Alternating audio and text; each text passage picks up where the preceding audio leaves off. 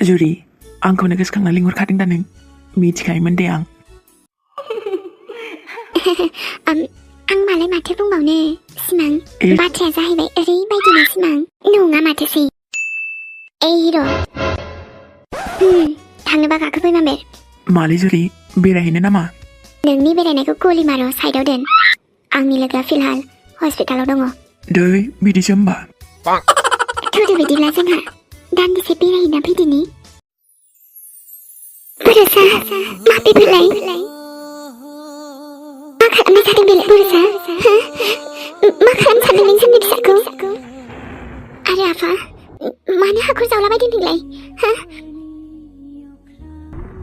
बेवहायलाय मानो फैदों जोंलाय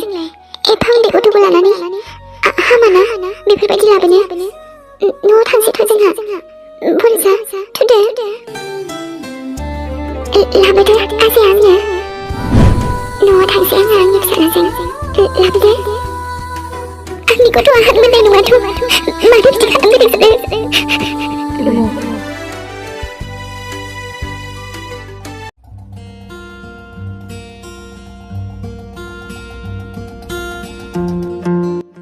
मोजाङै हमथाखा हले गोरानो दे जागोन नङाबा बोरैबा जुदि गलांना थायोबा आंनि दाय गैया हले देलै गलांबाबो जेबो नङा माथो आरो